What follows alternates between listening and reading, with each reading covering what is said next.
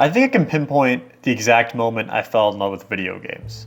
There's always been these several defining moments that really caught my eye and made me go, wow, games are freaking cool.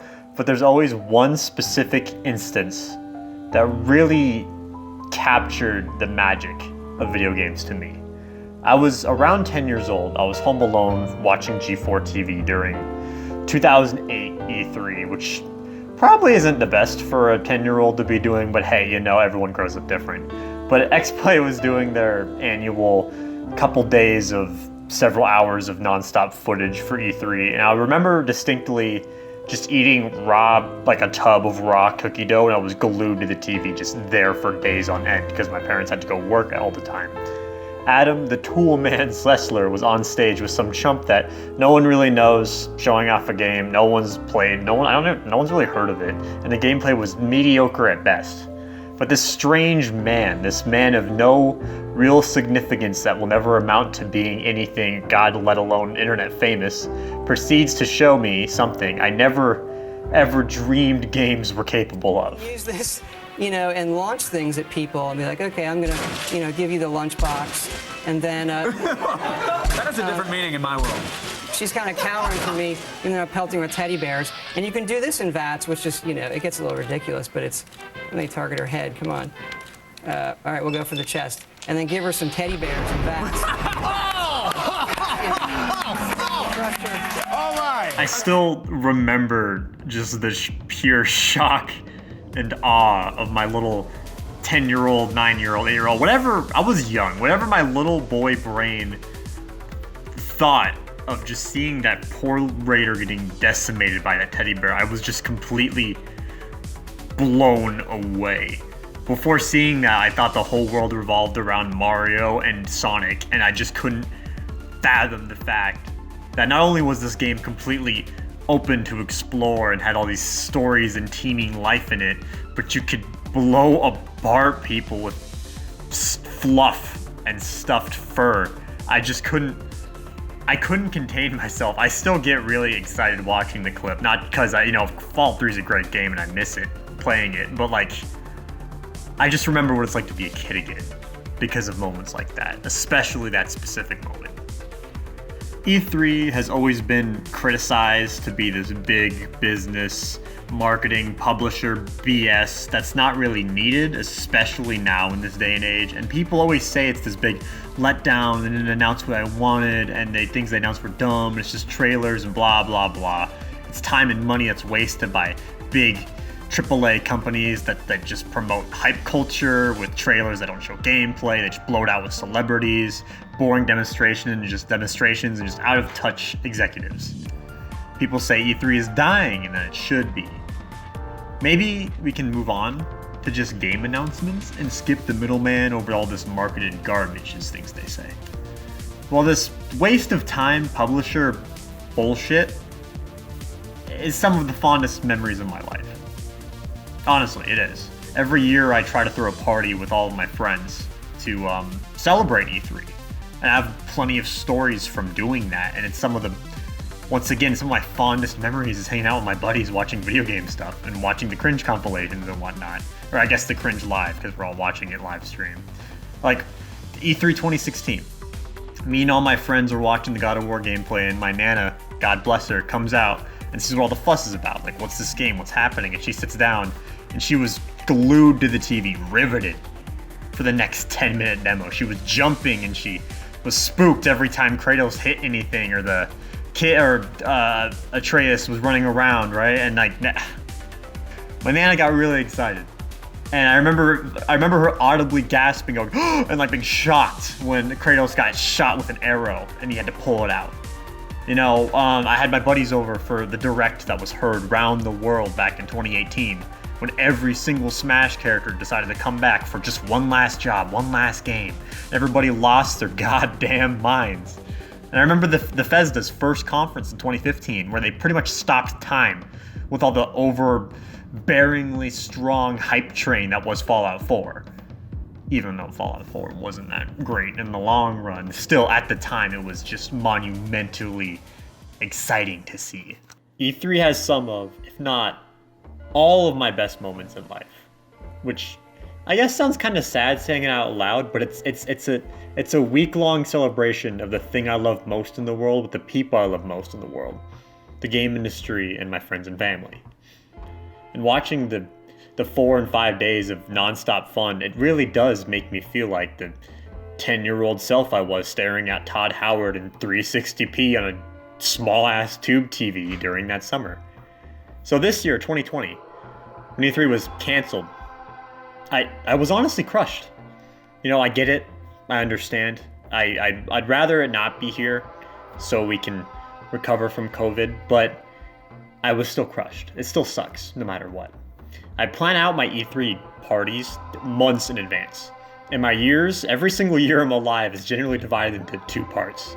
The pre-E3 part of the year, where it's just, excuse me, nonstop hype and excitement, and the post-E3 part of the year, where I just kind of sit around and wait for the next one to happen, or all the games to come out so I play them. And I've watched E3 every single year since 2007, always loving those corporate suits that come up on stage and talk about how amazing games are and how much we'll all love them. And some talks like that genuinely, they lightly put water in my eyes sometimes, on more than one occasion. Not always, though. I can kind of tell when game devs and game advocates are being sincere or not. I have not and probably will never believe a single word out of Andrew Wilson's mouth, EA CEO, but people like Phil Spencer and Reggie and numerous other devs that go on stage and present their titles, I've always looked up to them and aspired to be like them. So I guess according to Devolver, I have fallen for the corporate marketing machine bullshit, and I'm supposed to be saying all this stuff because I'm just taught to from the hype culture and all of the big CEO business guys telling me to. Of which is designed to subtly convince you to give us your hard-earned money. I hope you are ready, Devolver digital fans, for the future of video games and the future's future. Tomorrow's unethical business practices today. Parodies as a concept is always something I've kind of struggled and tangled with. You know, some of my all-time favorite games are parodies of genres or the entire game industry.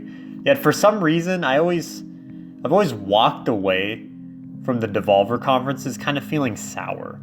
The game industry is very, very, very, very far from perfect. Yes, but I'm someone who's always bought into the hype culture of E3, and E3 is supposed to be this week-long celebration of video games. So when this punk rock Adult Swim ass company comes over, tipping over the keg at our video game party, I was mad at first. Devolver's 2017 and 2018 conferences didn't really announce any new games. It was more just making fun of what I loved and not really adding into the conversation of games, which is what E3 is supposed to be. A good parody of something critiques the source material, but also adds on to it. You know, No More Heroes is a game making fun of people who play video games, but it's still a great game at the end of the day. Doki Doki Literature Club is a visual novel making fun of other visual novels and the people who play them, but it's still a great game at the end of the day. I felt that Devolver really didn't add anything to the gaming conversation when it came to games in their first 2 conferences. You can tell me the shit I love is shit, sure, but if you're not going to add anything to it and just say that's shitty, but not elaborate or at least offer up something to solve that shittiness, you know, i.e. showing off more games and announcing them, and all you're really doing is making fun of the people who worked very, very hard to present all these titles that year. Now, before you go dislike the video and start writing a really bad comment, I've gotten my head out of my ass quite a bit here. These were my initial thoughts from the first few conferences. Imitation is the highest form of flattery, and I can see now that Devolver themselves absolutely love video games as well, and they love poking fun at the insanely flawed but absolutely beautiful games industry. Devolver is actually one of my favorite companies now. Put that on the record so I'm not immediately crucified. But the 2019 and 2020 conferences both made fun of industry practices and had a fun narrative, and they actually showed more games, which should be what they do going forward. Keep all the style and the aesthetic and the attitude, but add to the conversation. This year, I think they almost knocked it out of the park. Presenting the Devolver Direct, a totally unique idea that no one has done before, which isn't parroting anything. And they continued their established story from the last few years. It's funny, one of the ways they announced a new title was they had this sleazy, greasy uncle from Nintendo, quote unquote, pull the game out of his pants and then present it to the audience. And the game was this serious, combat heavy, tragic looking, really fun narrative indie game. And I just can't help but imagine if I came to Devolver with a game for them to publish, and they just go, LOL, sure. Let's make the big, greasy, sketchy comic relief character pulled out of his pants and announce it. I can't tell if I'd be indescribably happy or just completely furious that that's how they decided to announce my game. And I think that's why I love them now. And honestly, that's probably how they should announce the PS5 and the Xbox Series X, is just some big dude pulling it out of his pants. They closed the presentation off with Nina completely freaking dunking game conferences, E3, and the overall new online presentation system, which I'm not gonna lie, it kind of gave me the exact opposite response I got from Reggie's speech at the 2019 Game Awards. I was a little upset and kind of hurt that my beloved E3 was getting attacked once again. But after that speech, she revealed an absolute ingenious idea in marketing that I believe all companies should start using. Devolverland Expo should be the standard for how we marketed games going forward. That's a very bold-ass claim. Let me backpedal real quick. It should. Things like Devolverland Expo should accompany how we market games in the future. Jeff Keighley's Wheelies and Dealies, or the Summer Game Fest as it's more locally known, has been giving off various demos on Steam of indie showcases. So this is somewhat kind of the same vibe, same concept, except Devolver is turning these game showcases into an actual playable showroom floor, which is absolutely genius. And I forgive Nina for making me cry about making fun of my big corporate game show all these years. I went to PAX 2019, and the showroom floor of Devolverland really did feel eerily similar to it. The atmosphere was great, the simple shooting worked, and it had a couple of neat puzzles added to it, but overall, as a quote-unquote game, Devolverland's pretty lackluster. It's a walking sim that has you watch a couple of trailers, and has a pretty cool looking mechanically pretty cool but mechanically simple boss fight at the end, but that's not the point of it. I shouldn't be putting on my big boy game analytic glasses. The game is a marketing device for other games as opposed to its own thing, and that is wonderful. The whole point is you break into a closed convention center to get a peep at the hottest new Devolver titles, which is an incredibly fun novelty. And looking at game booths and watching trailers for the new games it's unique. It's a very fun way to market the work all the devs have been doing. It's a quick note, I don't really know why the Disc Room trailer isn't like a main objective, but rather it's just its own booth. It's outside of the main, things you have to do. So I'm curious how the devs feel about that, just putting on the sideline, but I digress. Devolverland is a wonderful idea, and it should be built upon and used in the future. Maybe not necessarily using the same format of exploring an abandoned convention center, but in other ways. Games about showing other games it's just wonderful. I don't really know how else I can say it. It should be a marketing technique down the road that other companies should use. Now, yes, we should obviously keep doing more things like this. Devolver has has raised the bar to a degree on how we should market things. But should these types of interactive showrooms replace how we market games, getting rid of trailers and conferences? No, probably not. But they should be used way more often and should be a new standard.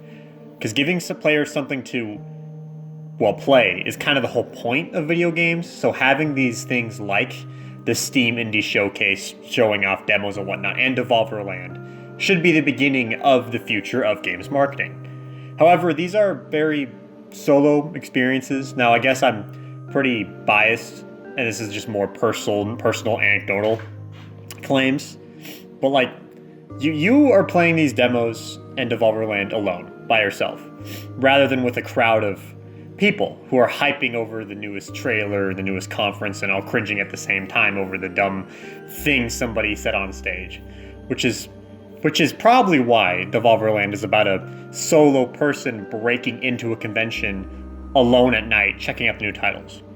I don't think this approach can replace this bombastic excitement I get, me and all my friends get, during conferences and announcements. I don't think it ever quite will. Unless we have fully virtual conventions, which, hey, maybe in the future, anything's possible at this rate, So over the years, most of the negativity I see about E3 and game conferences in general are usually when they're not going on. So during the week of E3, everyone seems to be extremely pumped and excited, but outside of the week of E3 or outside of the game conferences literally happening, everyone seems to just kind of bag on them and hate them before and after the fact. Maybe I'm just kind of biased once again, but just watch the chats during game conferences, during E3. The people watching aren't critiquing the ethical business practices of Sony or Microsoft. They're throwing poggers left and right since, oh my god, holy shit, they just announced Devil May Cry 5, aha! But then next week they're gonna say oh, it was a bad conference, whatever, when they were losing their minds over that one single announcement, that one announcement out of the hour and a half of announcements they have. Devolverland can't replace the cringy Just Dance performances of Ubisoft or the overly dramatic demos of Sony or even the absolute euphoria of a Nintendo Direct. But games and concepts and ideas like Devolverland should join the ranks on how we look forward to games, how we marketed games. It should be the next generation of game marketing, where we don't just watch the future of video games and the future of what we'll be playing, but we play it today in our own homes. Thanks for watching, and take care out there.